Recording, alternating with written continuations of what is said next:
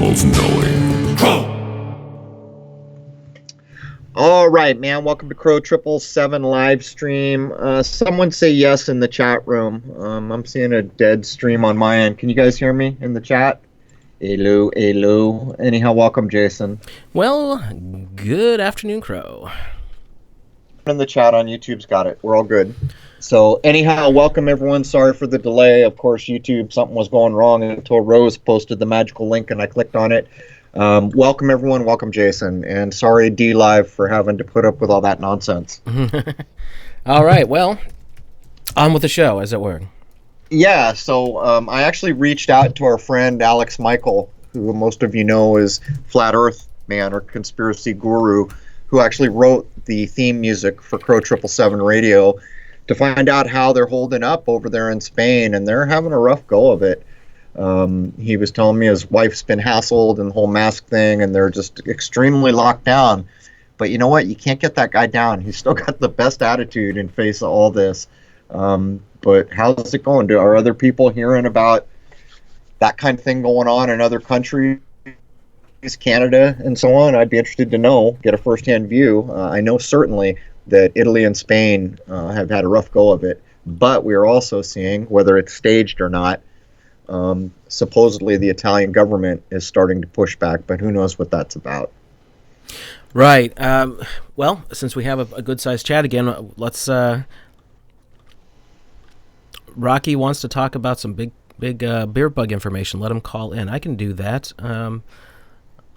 Go ahead, open the line. Yeah, let me do that. We have some things to talk about. If everyone, yeah, go ahead, and if everyone wants to give us their reports, because a lot of things are opening up right now, and I definitely saw people going out and living slightly more normal lives here in Louisiana. But 1 second while I get this set up. Well, I'll talk for a second, because this morning I went on to an interview with the younger community, what people might term the millennials. I'm not crazy about that moniker, but they're definitely the younger generation. I was well received there, and I think I'm going to try to do more of that. I think it's critical that we try to bridge gaps and come together, and there's always, since the internet started, there's been a larger divide between the younger crowd and the older crowd, and a lot of that has to do with the content we're interested in. But you can go see, what is it, Rose? It's Cha Money, CHA Money, on D Live. So that would be dlive.tv, Cha Live, I would believe, or Cha Money. I think that's correct. Rose can probably post it. But I was well received, and it went very well, and everyone was interested and engaged, and it just kind of felt like we were building a bridge to a demographic, for a terrible marketing term, that normally might not be exposed. But here's the funny thing. The guy who runs Cha Money had seen the lunar wave video, and it turns out a member of my family was being shown the lunar wave, and he told the guy, you know, that's my uncle, of all things. So that's how all that happened. But it was pretty cool, and I think we should make an effort to reach out to the young folks. Well, they will be here after us, so it's probably a good idea. So anyway, let me add him on here. Let me write this in the chat here. Actually, Cha Money on it is. Hello, this is Rocky. Hello, Rocky. You're on live Hello, in the Dave. air on CRROW777 live stream. Well, hello. Nice to talk to you. Hello, Crow. Hello, Rose. Hello, Sue. Hello, everyone. My son's friend, they're in their 20s. His grandfather recently fell, and he died from his fall. The Center County coroner paid their family $8,000 to put on his death certificate that it was from the coronavirus. Well, you know, that's one hell of a strategy, Rocky, and we've heard this from other people. Not just that, but even being admitted to a hospital, there's a big paycheck, or if they can falsify a death certificate like that. But here's the problem. We can see what the average deaths are in a year, and have an idea of it, and that's what a lot of these doctors are getting booted off YouTube for simply pointing out that the death rate has not climbed, and it appears that basically the numbers being derived are from falsification, like you're pointing out firsthand. But anyhow, thanks for having the nuggets to call in and point that out. Yeah, I think everyone should know that. But and I tell you, the most frustrating thing is like I can sit there and tell that to my mother, and it's like a deer in headlights. It's terrible that other people just can't see it. But I'm glad that you guys are doing what you're doing. I won't take up any more of your time, and I just wanted to get that information out there. And so thank you for letting me call in. I greatly appreciate it. We appreciate you, brother. Yeah, right, thank you so on. much. Have Thanks, a good night. Rocky. Later. Yeah, Rocky's been with us quite a while. Oh, goodness, yes. Yeah, for a long, long time, I've communicated with Rocky. So thank you for that, Rocky. And it goes to show, I was sent a bunch of videos, 2 days ago, of people making the rounds at morgues again and showing them absolutely empty. And I don't mean just kind of empty, like not a car in sight, nothing going on at these places. And so it's a simple thing that you can point out to people. When you're going to shut down the world at this level, put this many millions of people out of work, kill Lord knows how many small businesses, wouldn't you expect to see bodies stacking up to the ceiling? And it's just not there. To see this kind of extreme stop the world, there it is. If the world ever had been spinning, it wouldn't be right now. But we kind of know that it wasn't before either. But that's crazy, Jason. There's a firsthand account where they're actually, and that goes to show how this news works. So what's going on here, if we accept all that at face value, is the family has paid a few $1,000s to go along with a COVID label on the death certificate. But what that means is the family knows it's not true, right? They know that.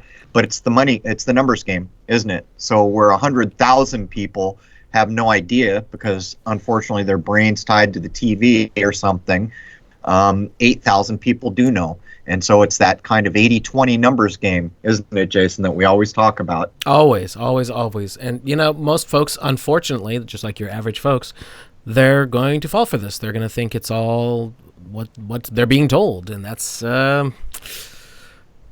very sad indeed. Well, we should talk a little bit about the interview I did with Chaw Money.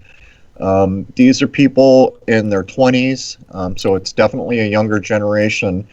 And they were very into everything I was saying. And even some of the things I said that maybe didn't jive with the things they were interested in. They're interested in space and other things that have to do with space, where I have a pretty different view.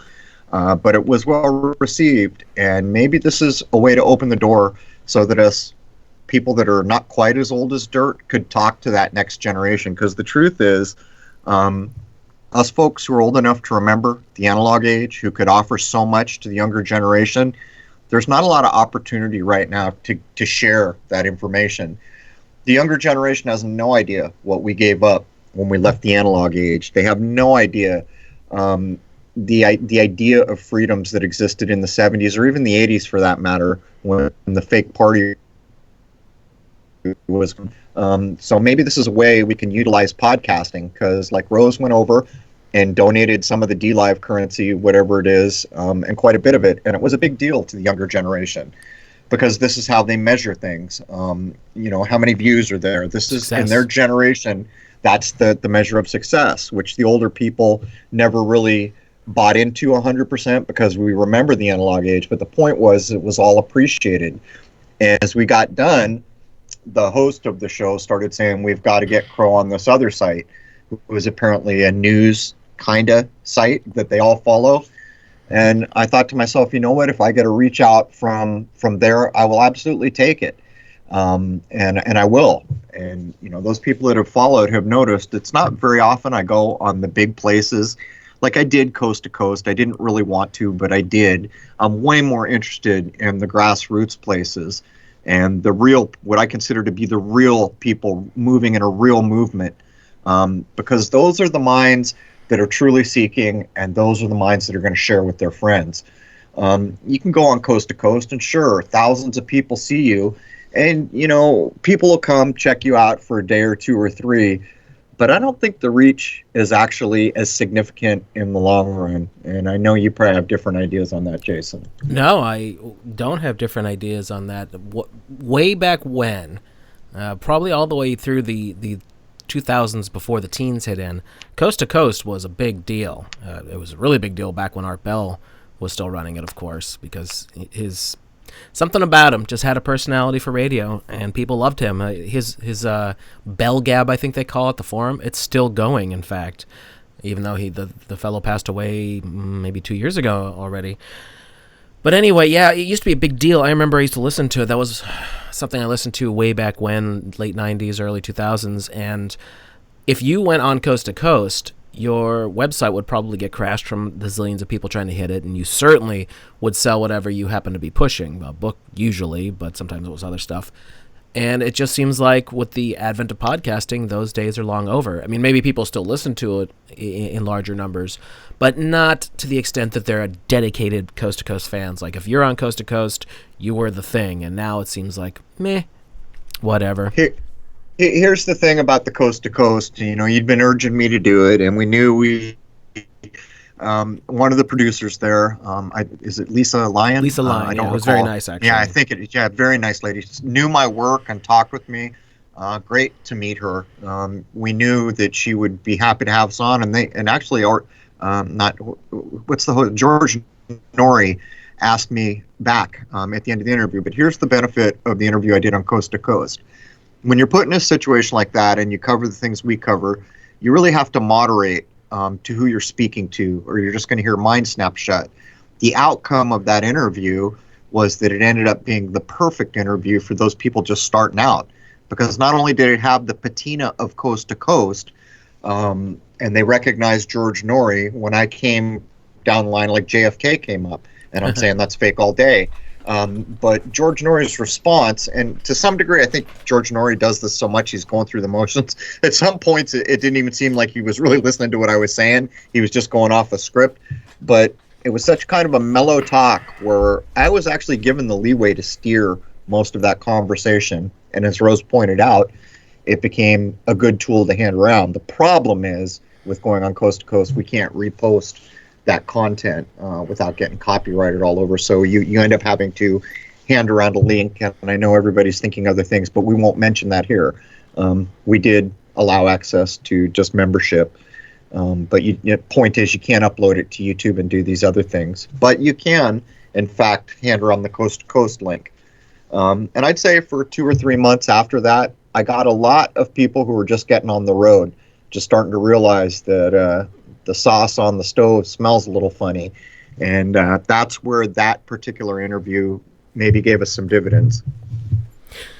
Right, and hopefully we did get some new people from that. I really hope so. I don't know what else is even on the scope of something like a Coast to Coast, like with the amount of people, except maybe Alex Jones, but that's not any place we want to go to, nor would he be very appreciative of what we discuss. But there aren't any giant shows like that anymore. I don't think... Is the days of massive radio gone the way of the dodo? Is that just a thing at this point? Yeah, I think, they're already openly making fun of network TV as going the way of the dodo bird on things like, what was it? I don't know if it was Family. It was one of these kind of mainstreamy, what they think is edgy, which I don't accept. But the point is they're making fun that network TV is about to go the way of the dodo bird. And the reason for that is because they can control content with streaming. And not only can they control content with streaming, there will be an absolute fee for everything. So what it's going to come down to here shortly is you can search almost anything you want to watch, with a caveat. There will be certain things like, when's the last time, and I'll ask this question openly to the chat room. Let's get your input here. I noticed that all the Disney stuff, when I was young, my parents took me to 101 Dalmatians, and I remember being disturbed by it. I have not seen that movie since I was a child, but I remember things that were suggested were going to be done to the puppies. It bothered me as a child a lot, actually. But I noticed that never gets replayed. And so I'll ask the chat room, short of buying the DVD, has anyone seen 101 Dalmatians played anywhere? The point I'm making here is when I was young, that was in the theaters for any family that wanted to go. But it's an example, because now it never gets replayed. I think I have seen it for sale. And by the way, that makes me wonder if it was edited to remove some of the things that were put in that film. But this is the point. When we get to streaming, only the approved content, like remember that movie Revolver, Jason, that I was saying had so much to say? Yep. That's nowhere in the TV listings. The last time I saw it was about, I don't know, better part of a year ago. It was listed on some premium channel that I'm not paying for. So I just kept an eye. It's completely out of the listings now, and I know why. This is the thing. The other day, I was going through the TV listings because now they're putting episode numbers on, like Gilligan's Island and the Brady's Bunch, and I keep noticing they change. So you don't, like, I know Gilligan's Island has something like 99 episodes, but the numbering they've assigned to it is like 1075. So I'm assuming that's probably episode 75. I haven't checked to see if my assumption is right, but here's the point. You'll see 4 of them in a row, and it'll go 1075, 1076, and then it'll go 1078. And I'll think, well, what's going on there? Why are they removing that one? And I think what it is because they're starting to, in fact, pay attention to episodes. Like there's one with the Brady Bunch where someone gets the measles, and someone told me they were removing that because nobody gave a damn about the measles back in the day, and it undermined the current idea they're trying to push where you can die if a germ touches you. I'm just saying, we're headed to a time where everything's going to stream, but the problem is not everything will stream. You'll search everything that's available easily, probably pay a fee for it, but anything that they don't want shown will just get lost.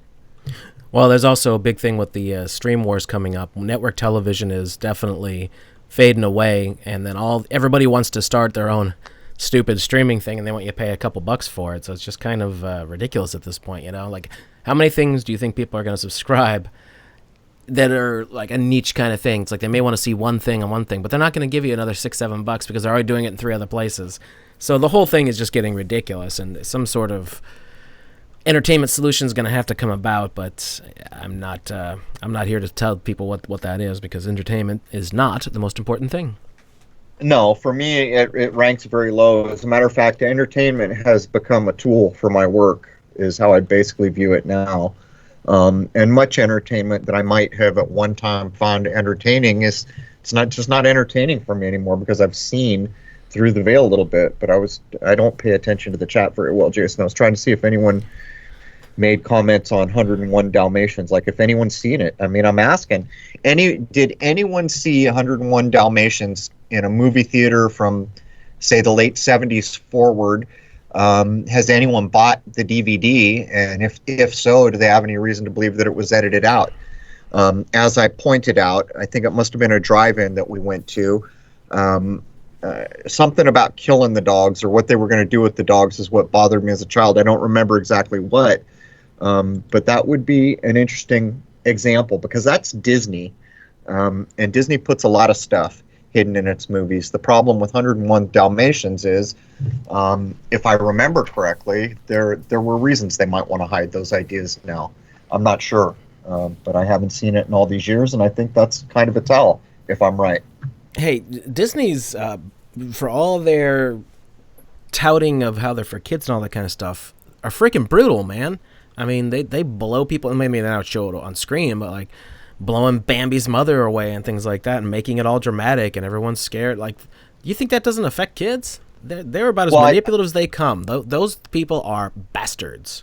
That's a good point. What happens to Bambi's mother? That's a thing that could not be done now, what they did with Bambi. But I see people saying they've seen it, and I'm talking about the 101 Dalmatians from, I believe, the late 60s. And I'm guessing here, someone actually just put the IMDb, the original 101 Dalmatians animation, not the later remakes. They've been doing live actions with a lot of their stuff over the past 10 years. Right, and to me, it's been covering. And there's other films too. Like, one film that struck me as a child was Thomasina. I don't know why, but I never forgot that movie, Thomasina. I think that's Disney. I'm not sure. But there's another one that is rarely trotted out. And the whole idea there, if I remember correctly, is reincarnation being associated with the tale there. But there's these ideas which were just so casually normal, mainstream fare back in the 60s and 70s are completely off the table now. That's another one I can think of. I don't know. I think Disney has been manipulated. I don't think I've even seen the original Snow White. Is there anything brutal in Snow White since that was the first one in '39 or whatever it was? Well, no, not per se, except the witch is probably pretty creepy for young children. But that's one of the things. We know what Snow White is because we did the research on it. Right. And the claim is that everyone was telling Walt, "You're out of your damn mind. No one's going to pay for 2 hours of cartoon." Right. And he did it anyhow. And then when the animation costs started to skyrocket because everything was hand drawn, they were saying, "You've lost your damn mind." But we got a view into the Imagineers, is what they call their video engineers and other people, their tales that they told. And basically it is claimed that Walt Disney set the benchmark, that we've put all this money into this, that's going to make us or break us, and the measure is this. If we show this in a theater and people cry, we're good to go, we're golden, and that's the measure. And they did. They got people to cry for a cartoon, which was never possible. Even the idea of it was childlike before then. And for my part, I can't unremember all the research we've done. When I see things like this, the nostalgia has been diminished because of what I know about it.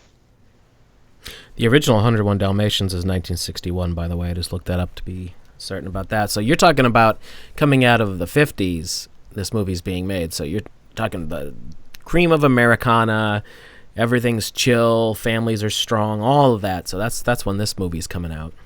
Right, there's someone writing The Aristocrats. It's in a similar idea. So the movie was released right before I was born, but the thing Disney used to do is when they had a movie like 101 Dalmatians or The Jungle Book, they would release it every certain amount of years back to the screen to try to catch the end of a generation they'd already got or a new generation. So it goes to show you, I think, if I remember correctly, I read this at one point, it was either 6 or 7 years was their cycle. But you can even tell by the title, right? It might as well be 11 Dalmatians. You can tell what's going on there. Right. And of course, they did the live-action remake. But I might take time at some point to try to watch that again, because I vividly remember as a child, and I always loved animals, that it disturbed me that people would ever. I remember the first time my father told me that people drowned puppies, and I was horrified. I was like, what is this place, the world we're living in? You're telling me there's people that would drown a puppy in this world. How is that even possible? Yep. I remember watching my first wildlife things where they showed a lion taking down a wildebeest, and I was horrified. I was thinking, what is this place, man? Where the hell are we stuck? But anyhow, it's brutal. Enough we live in a brutal place. Enough My point here is in the early 60s, you got these real gritty mainstream movies. But even the animation, what happens to Bambi's mother, that was just, grow up. Here's what it is. This happens in the world. And now, since we've been so kind of infantile down, those things seem to be off the table. Well, you were mentioning about Snow White, and I wanted to make a point that I kind of forgot about for a moment, and that's to think about what cartoons were before then. They were just kind of ridiculous little things that were used as intros to real motion pictures to make people laugh for about 5 to 10 minutes. They were ridiculous. They weren't anything to be taken seriously. I mean, think about, was it Steamboat Willie, I think is the first one? If you watch that original Mickey Mouse cartoon, it's just kind of silly, and the animation is so-so, obviously, but the whole Snow White concept absolutely changed the entire ballpark of what's going on and how you can play that game. Well, it's claimed that the box office at that totally turned everything around, and yeah, it opened other markets, but you got a good point. I can remember vividly, we used to go to the drive-in movies, and there were 2 or 3 cartoons in the beginning. Quite often it was something like Chilly Willy, the Little Penguin, or something like that. And these were the cartoon fare. But back in those days, there was a special TV time for all children, and that was Saturday morning. Saturday morning had a lineup of cartoons. It was a big deal for children. You see, it was only a couple hours. By the time you're getting anywhere near lunchtime, that's all over and done with. There might have still been young programming going on, but for the most part, people had seen the Roadrunner or whatever they're stopping in, the Banana Splits. Or like another big one was Johnny Quest, where the animation wasn't great, but it had the illusion of being more expansive. Like as a kid, you were thinking, oh, this is grown-up cartoons. These guys are going on adventures, and look, this dude's from another country that they're hanging with. And look at all this science and everything that's going on. But yeah, it's a different world now. It's hard to imagine. You see, this is the thing about the older generation, what we can remember, because entertainment was allowed to infringe on a child's mind one day a week, Saturday morning, for a couple, 2-3 hours. And though it went a little further on, there was no way in hell your parents were letting you get up at 7 and sit in front of the TV till noon. I don't care how bad your parenting was. That was not going on back in the day. Old Yeller, I see people talking about that one. That was another absolutely brutal one. I saw it once, never wanted to see it again. Good point. See, that's exactly from a similar time. If I had to guess, what's that, late 60s, early 70s, Old Yeller? I'm guessing. Yep, because I saw it way back when I was real little. I can't believe my mother would even let me watch such a thing. Like, come on, the dog gets rabid and they blow him away. How do you think this is okay to show to a child after you love this dog? It's just, that is, what do you call it? Traumatic mind control. Hold on for a second. Hey, honey, the dog's eating my stuff. Can you grab him? I mean, think about that. Think about what it is that they're I mean, I'm just thinking back to that movie. They build up the whole damn thing with you loving this dog. Everything about him is wonderful and all that. And then in the end, he gets rabies and they have to blow his head off. Come on. Yeah, it's crazy, but you see, that's the difference between life is cruel, this is matter of fact, we're doing this, as they begin to infantize people's minds down. Things like that were no longer, it's like you're not old enough to see these ideas, and that's kind of a wrong way of going at it, because it sounds like I'm defending the ideas that these things are okay, but it's not that at all. It's just that it was a more adult mindset was assumed back in the day. You can look at how they dealt with hunting, or you don't want to know another thing, go look at the old nature movies from the early 60s, where it's perfectly fine to kill a shark, or Jacques Cousteau whacking a shark. Supposedly I'm the science guy that loves fish, and they're out killing these things. But back in the day, that mindset was wholly different than it is today. And by the way, while we're on the thing of animals, that's one thing that's changing now. They're doing the slow creep to animals are so put upon and important that human beings are going to be less valuable than an animal. That's where this is headed. And that's a tough thing to talk about, because I love animals and I do value animals, but you can see where this is going. You can see that if this goes the way they want it to, there will be a time when there will be absolutely no hunting or fishing, no going into certain areas that are protected, under the guise of protecting the animals, which actually what's going on is the control of human beings. You can see the tee up. And by the way, this is what's happened across Africa in a big, big way. I was just listening to a thing on Bill Gates and how they're building up to get everybody vaccinated. Man, they're not backing down with this stuff, folks. Make sure you understand what they're going to do when they start pushing this. And I'm pretty sure I'm singing to the choir here, but no one else in your family or your friends are going to get it. They need to understand when happy, smiling old Bill Gates comes around, you don't want that needle in your arm. It's going to be interesting to see what happens, having touched base with the younger generation today and seeing where they're at. They're not buying this nonsense, and they're talking about open the heck up and quit playing this ridiculous game. They're not buying, basically. So it will be interesting to see where we go from here. As we should talk about that more. Let's go into what reaction did you get from talking to 20-somethings compared to you're 30 years older than them, or not 30? Well, yeah, I guess about 30 years older, right? Basically, that they're not buying. Basically, that this has gone beyond ridiculousness, and that it's hard to wrap your mind around. That we're calling saying things like new normal now, when just a few weeks ago, what was considered normal, which by the way wasn't, and that's why people our age are so important, because the perception kind of is that 10, 11 weeks ago was normal, but really that wasn't normal either, and we know better, and we can point out why it's not normal.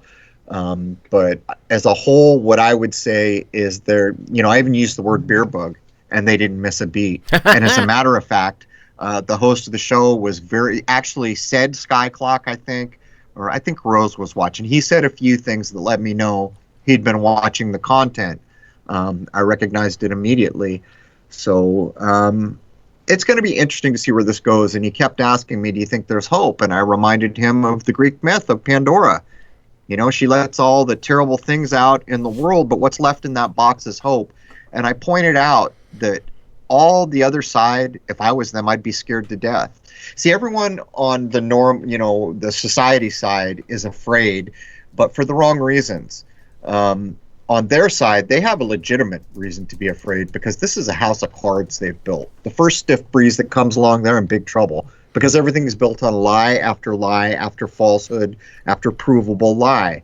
And when it's like the story of the Greek gods, right? What does Zeus always say? Hey, you know, those humans we're in charge of, when they quit believing in us, we disappear overnight. It's that. And so when all the human beings that have been scared into submission quit being scared into submission, they truly do have a thing to fear. Part of the problem here is the overarching control of systems. But at the end of the day, I think it feels backwards to me because so many people in our society feel afraid that a takeover is coming that can't be stopped. And I think it's backwards. You haven't done anything wrong. You might have been asleep at the switch. You might not have been doing all the things you could have done. But the point is the people pushing the other side of this, they've done things wrong. They've lied for generations, for decades, for damn millennium, maybe.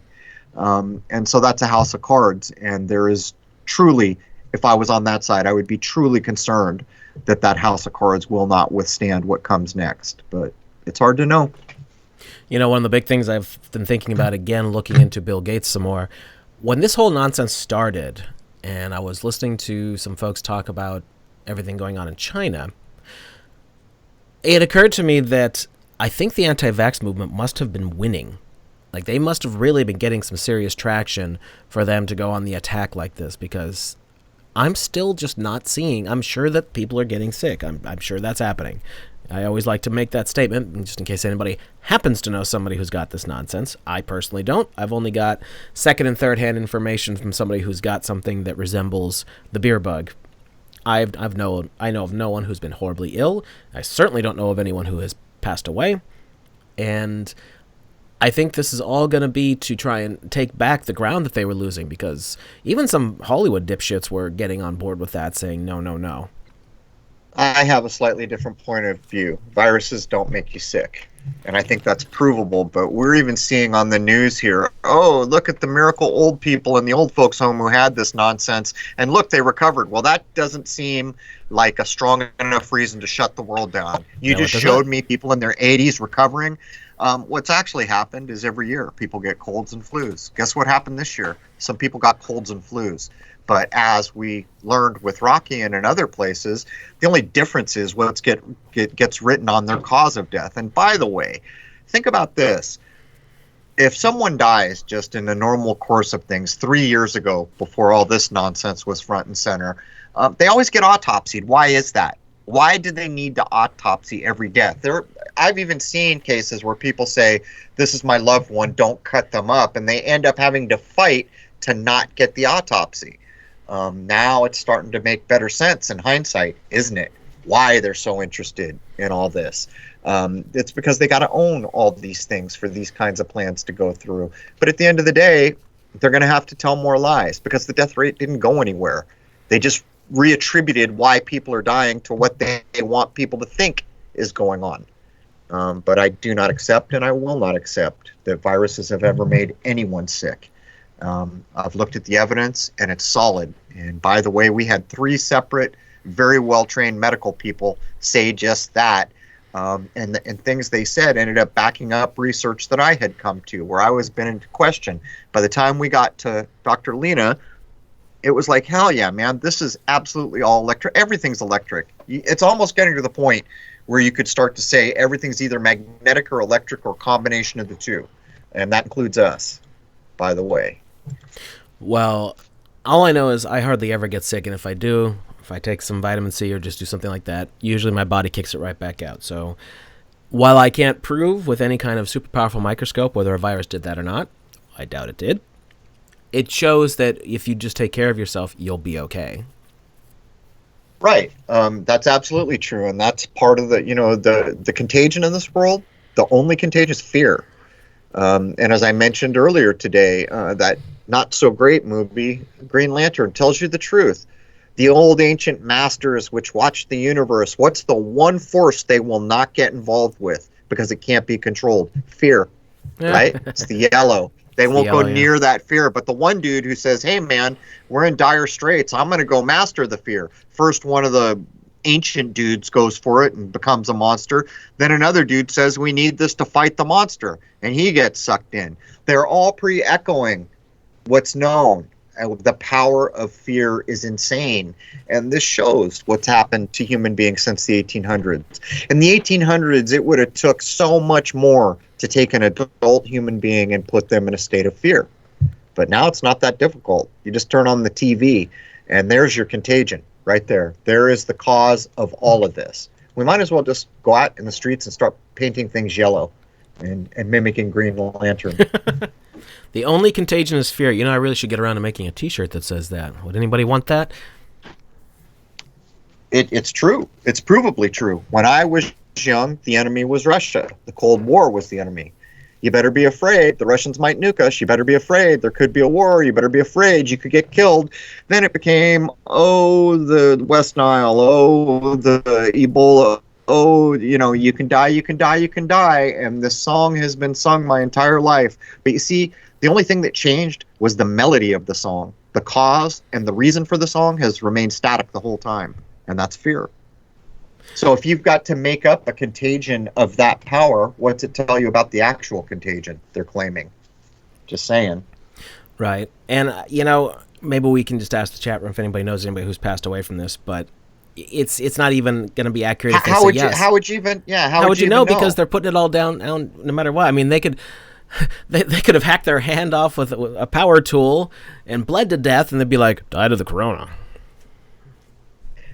Since this has started, I have changed not one thing about my life. And since, a couple years ago, when I became aware that washing my hands and not touching sick people was not going to be the reason I got sick, I haven't been sick since.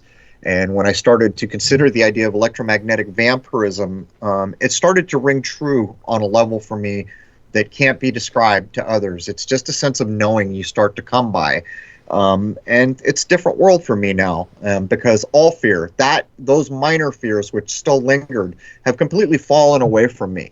I have no fear of picking up some invisible thing that's going to drop me dead. And on top of that, I have no fear of death anymore, because I've come to realize that it's what we do here. That is the seminal benchmark of life here in this place, death. We're all doing it. Doesn't matter if you're a bug, a flower, or anything else, we're going through that door. So even if there was some way that you could touch an invisible thing and drop, what's the big deal? You're doing what every other thing ever has done. And when you shed that level of fear, it's like when you go outside, the day is a little more beautiful. I don't know how to describe it. It's like things become more high definition, and that's not even right, more colorful. I don't know. It's just everything becomes a little bit better, a little bit brighter. And that's what happens when you get out from under these kind of spells, which is basically what they are. They're spells. They entrap your mind. Well, I've literally felt no different other than the fact I couldn't go to some of the places I normally would with Rose to chill and do some work. I have a thing with coffee shops, in case anybody doesn't know. I like going there and sitting there with my laptop for a few hours. Rose does her thing. I do some research and usually write a whole bunch of the episodes. I've been annoyed that that's been taken away from me. But as far as anything else, I haven't changed a damn thing. I don't own a mask. I've certainly never worn one. And the only place that demanded I wear one, I wouldn't even walk even close to the door. I saw the sign, looked at the person at the door, turned around, walked away. Yeah, it's crazy. For the most part, we're in a small state, though, so it's a bit different. It's a pretty clear population drove the narrative here. But the other day we were in a local shop. I was talking with the people, and the guy who owned it came mad. You could see the anger in his face, holding a mask out to me. And I said, really? You're the first person that's asked me to do this. There were some young women running the counter back there, so I opted to just let it go because I thought it was the appropriate thing to do. But the look on his face was, it's like the Stockholm syndrome in a way. It's like almost an addiction to the need for the negative archetype. Like they'll defend it to death. Like they're so invested in it. But you could see the anger, and it was like, damn. And I wasn't upset. I felt bad. I felt bad thinking that a mind was that trapped, that a lie was driving everything they perceived about what's going on. Well, I mean, if somebody asked me that, I would have just given them my cart and walked away and be like, okay, well, you don't need my money then. Well, the problem is it's a local shop, and it's one of the things we're trying to keep alive, and they have had their doors open. So I just opted, if there's another occasion, and there are not young women behind the bar whose boss I would be talking to, I might opt to handle it a little differently. But under the circumstances, it just seemed best to not make things worse. And I think that's important. One thing I try to do is I always try to spin the table around. So I try to perceive what's that point of view, what's causing all this. And it's a helpful thing to try to do. And so I did what I thought was best for the time, to not add to the unfortunate circumstance. Because it's a very unfortunate circumstance. Well, it certainly is.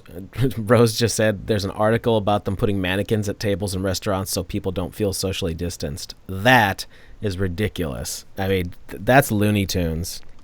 Isn't that poking you in the eye with the dummy idea? Isn't that really what's it? It reminds me of that false flag at LAX, right? They threw it on the evening news and they showed them carting dummies around and thought they could get away with it because it was shot from a helicopter, but the helicopter was too close. Stuff's so ridiculous. When do we get to talk about something else? How about the Zapruder film? Freaking dummy in that too. That is the ultimate insult when the human mind is fooled by a dummy, because damn well the people who did it are just crying hysterically on the floor. Who's the dummy here? The dummy in the car or the person falling for it?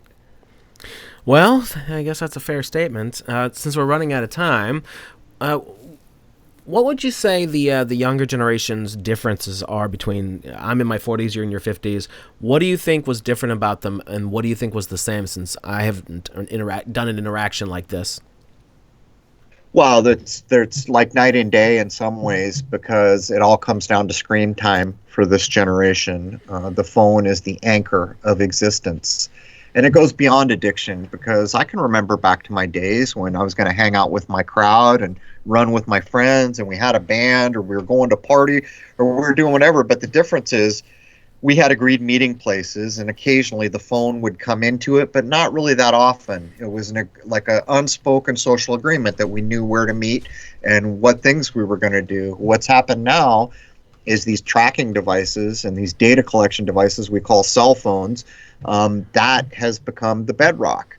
Instantly, always connected to all your crew, always being able to say, oh, they just walked into Cheesecake Factory and they're eating cherry pie. And they didn't have a frame of reference to know how diabolical that system actually is. And that's where we have a lot to offer.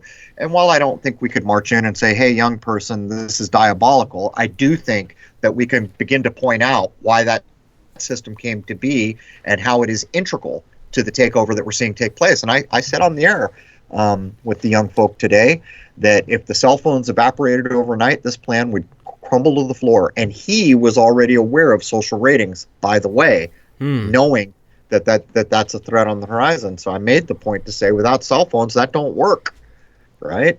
There's the big difference, screen time. And the big difference, to be blatant about it, is the difference between living in an actual world and knowing you're in nature, or knowing you're in your surroundings, or being stuck in a screen and not really having much wherewithal to recognize what's going on around you. Because what you're concerned with is happening in the screen. What's my friend doing? Where's everyone meeting? What's our next thing we're doing?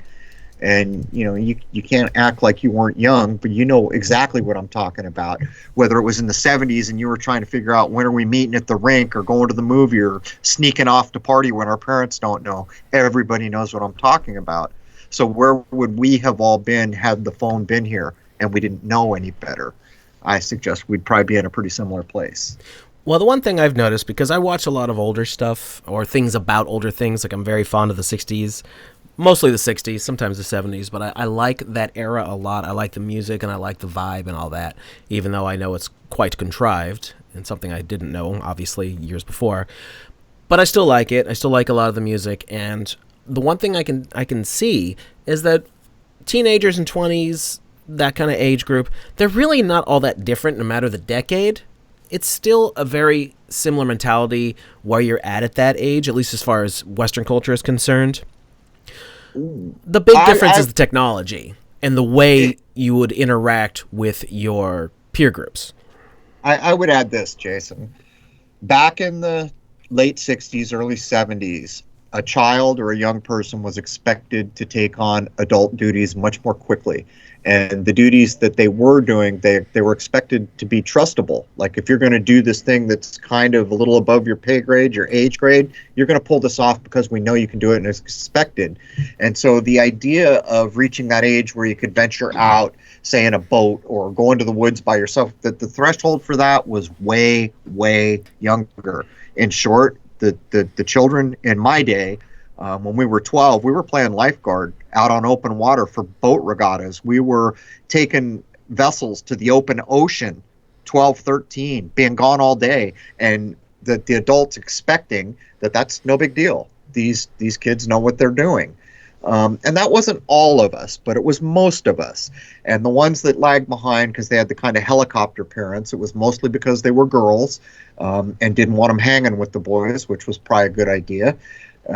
But the point I would make is the children were growing up and they were expected to handle more adult duties much sooner, much more quickly. By the time you're 18, it's not the free ride. By the time you're 16 and driving, that's another thing. When I was young and you got to be 15 and a half, driver's ed was in school. And that was going to everybody. It didn't matter who the hell you were. If you were 15 and a half, you were doing driver's ed in school. Look how that shifted away. Look to how many young people now have to go hire the driver's ed thing independent of school, and they might not even really drive a car until 18. And all of this has been pushing the need for young people to grow up. Look at your diaper commercials as another thing. When I was young, the idea of getting a child potty trained and out of diapers, that was paramount. Quick as you can do it. Now it's like, oh, we got Huggies pull-ups. Then by the time they're 11, we got these super duper Huggies for big kids pull-up, just everything to kind of infantile the mind and not get it to grow up as quickly as it used to. That's my observation. I did things at 12 that young people in their upper teens are not doing. Well, let's talk about that for a moment, because what you're really pointing out is that the family units in general are very, very different. There was a sense of responsibility and things like that. Like children were given chores and they would be taught things a lot younger, especially since right. The father figure would probably be teaching them things that, unfortunately, that especially starting in the 70s, that really started to go away more and more. Well, there's another part of it too. Here where I'm living, in the neighborhood where I'm living, almost every household had at least 3 children. There was one that had a single child. There was another one that had, I think, 9 by the time all was said and done. There was another that had 5. Everyone had children ranging from, I don't know, maybe there was an 8 to 12-year spread between the oldest of the children and the youngest of the children. But that, too, is a marked difference, because all these families had all these children, which brought everyone together, which we would go to the beach and we'd have regattas with boats. If people didn't have boats, those who did would share the boats. My father personally taught, and I didn't learn this till a year ago. We went to go see a film that was made about this area by one of the people who used to summer here. And like 3 of the young ladies that were children here when I was growing up said, "Your dad taught me how to sail."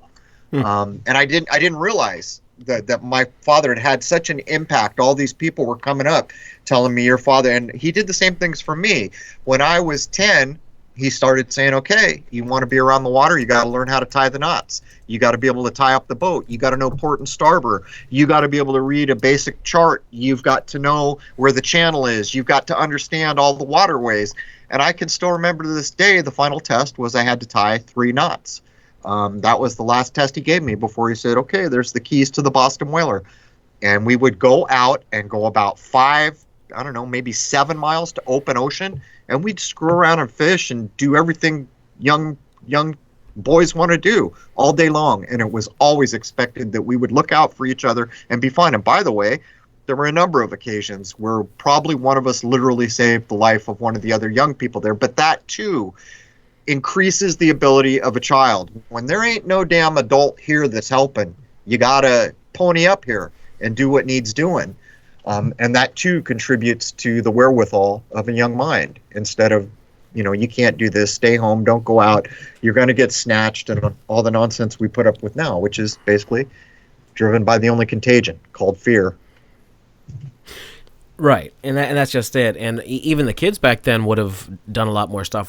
Didn't you used to tell me stories about how you'd be 12 years old and you'd be out in a boat and you're hungry, so you had to go fishing to eat for the day and that kind of thing, and you'd be by yourself for hours and hours? We built an A-frame fort. We floated it down one of the waterways, pulled it up on the beach, built a stone wall around it, and we didn't go home for a month.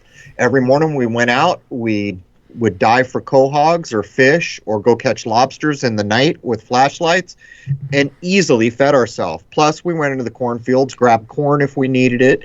There were berries, blueberries, wineberries, all kinds of things. In other words, it was so simply easy. We never worked more than a few minutes to get food to feed ourselves, and then we made a fire on the beach and we cooked the things that needed cooking and we fed ourselves. There was literally whole months when I never went home once. First of all, my parents were okay with it, and they would occasionally maybe come to check, look to make sure the children were on the beach, and half the time they'd come down and the boat was gone, so it meant we were out on the boat somewhere. Yeah. It's a far cry, and that gives a young mind ability. You find out where the limits are. You find out what it means when you push it too far and it gets dangerous. And that used to be commonplace in the generations before the 70s, and that's pretty much been lost a lot. There may be farming families that would say different in the middle of the country, but I think for most people that's far away from how a child grows up in this country now. Right, and we're also talking about an era where there wasn't sanitary, what do you call that? The sanitation stuff and everywhere you go and squirt your hands and all that. That stuff just didn't. No one gave a crap. Go wash your hands after the bathroom and go eat your dinner. That was it. No, it was because there was not fear. It was not a fear-driven society. That is the main thing. And it's hard to describe to people who don't know this time. The freedoms, the kind of I can do anything attitude, these things are all diminished, have been diminishing right along. And I mark the big start of that. Well, there's a few big markers as a society, as all of America, JFK being the starting point where it comes in the open. But the 80s is really where that was the point of no return. They were going to put on a party in the 80s that we were never going to recover from, and we haven't recovered from yet. Yeah, I remember those days, but we're pretty much at the end here. Should we take a moment to talk about what's coming up on the show? Yeah, we're going to have, you guys remember Alphonse? He's going to come back on, and we're going to do some no-nonsense talking about the Constitution and the founding documents. He's one of the people who came and offered up actually some verifiable information. Part of the problem when we did the law series is people who think they know everything want to fight. So one person who says you do it this way wanted to come belittle what the next person. I mean, that was the main problem. We did 3 or 4 in the law series, and that became the problem, is getting the experts to just mellow the hell out and let people lay down what they would. Because at the end of the day, if it works, it works. There's no argument needed. If this thing you're laying down on the table can be demonstrated to work, that's all you need to know. And some of the things Alphonse laid down, I think, are pretty much demonstrated to work. So we're going to go down this road, but also, and this one's going to, I don't know how people are going to receive our next episode, Jason. Yeah. We're going out looking for constitutional experts, and we find these guys in Australia, of all places. and they are American constitutional experts, and I'm not even kidding. Sounds like they're having a beer on the porch when they say, oh yeah, you're talking about Article 2, verse 3, page, they know what they're talking about. Turns out, as I didn't know, Australia's constitution was drawn off the American Constitution, and these guys are out doing it. And maybe that they're about to remove some of the most powerful political figures, basically understanding how the law works. And by the way, these dudes can nail it to the Vatican all day long. So these are a couple of the episodes, and I know damn well no one else has run the content we're about to run, wouldn't you say? No, God, no. This is definitely going to be its own thing. We're really cracking into this law thing a whole lot, and we're not stopping until we get it figured out. Not to mention the fact that we're really going after just everything. The control system that is the Vatican. Rome is really where all the roads do lead to and from. They're holding our paper. They're holding everyone's paper in that damn chat. Thank you, Matthew Ross. Go ahead and read that one out, Jason. Yeah, thanks, Matt. I grew up with PlayStations. I knew it was fantasy, so when I was listening to your NASA and Nuke episodes, it wasn't hard to accept everything was fantasy. Young minds might accept their reality. Yeah, in the Truman Show, Christoph says one of those true things that's just like undeniably true. Human beings accept the reality they're presented with. His whole narrative is I can screw with Truman his whole life because that thing is true. And for the most part it is. But I suspect we're going to see Christoph's little statement tested here in our time. You've got to imagine, like, when you hear these two guys from Australia going into the court system to bring back the rights that have always existed there and force the system that's lying to face the lights, all hell ensues for those systems. You've got to imagine there are people all over the United States that must be pushing on these doors. It's just that we're never going to hear about them, because if they go on YouTube and it trends, they get removed. The nightly news is never going to show it, the 24/7 news. So what they do is they control the information to make you feel hopeless. But I'm not hopeless. There have to be thousands of people who have had it up to their eyeballs. And when we run the two guys in Australia, you'll be saying, right on, man, lock and load. Absolutely. So that's what's coming up Thursday, episode 221. And that's just going to about do it for us. Any last words? No, I think I'm ready to do it. You ready to do it? All right, let's sign off. Take care, everybody. Thank you to all you awesome people who came out. Sorry about the technical difficulties at the beginning. Hopefully we won't have much of that. All right, there it is, man. Cheers. Episode 17, CRROW live stream. Hope to catch you all on, where are we, Jason? Thursday. That's going to be a hell of an episode. They're a little bit laid back in their delivery, but if people can just mellow out and listen to what's being said, it's kind of stunning. Yeah, absolutely. Someone's asking us doing an episode on fake nukes. We did that. That was one of our biggest shows ever. Rose, do you want to throw out the episode number in the chat room there for everybody? Fakeity fake fake. Fake fake. Here we go. Take care, everyone. Cheers. Cheers.